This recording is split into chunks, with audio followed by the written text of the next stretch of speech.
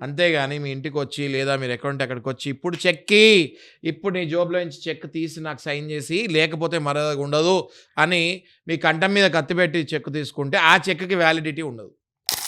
Yes. అయితే అంత ఈజీగా నేను చెప్పినంత ఈజీగా ఉండదది మళ్ళీ. You have to prove it.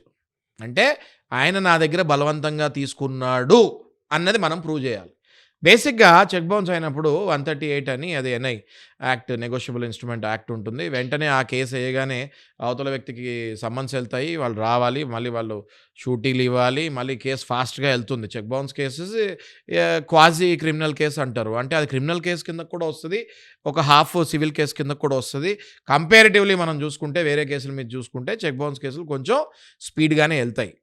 ఈ క్రమంలో మీరు గనక చెక్ ఇచ్చేసి వాళ్ళు మీ కంఠం మీద కత్తి పెట్టి చెక్ తీసేసుకొని బౌన్స్ చేసేసి వెంటనే మీ మీద కేసేస్తే వెంటనే మీరు మీ కేసు ఆపాలి. ఇది రాంగ్ అని చెప్పి ఫస్ట్ మీరు వెళ్ళి జడ్జి గారికి ఇది రాంగ్, ఇది కరెక్ట్ కాదు అని మీరు చెప్పాలి. ఇట్లా బలవంతంగా తీసుకున్నారని చెప్పాలి మీ అడ్వకేట్ ద్వారా. ఓకే. అయితే నేను చెప్పేదేంటంటే ఏదో నార్మల్‌గా ఇది కాదు బలవంతంగా తీసుకున్నారు, కంఠం మీద కత్తి పెట్టి తీసుకున్నారని చెప్తే ఎవరు నమ్మరు కాబట్టి అవును.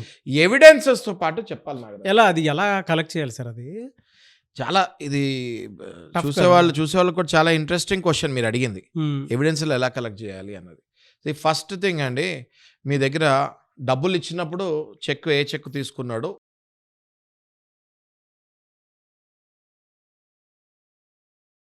ఏళ్ల క్రితమో, 3 ఏళ్ల క్రితమో ఎప్పటిది అన్నది బ్యాంక్ ద్వారా మనకు తెలిసిపోతుంది.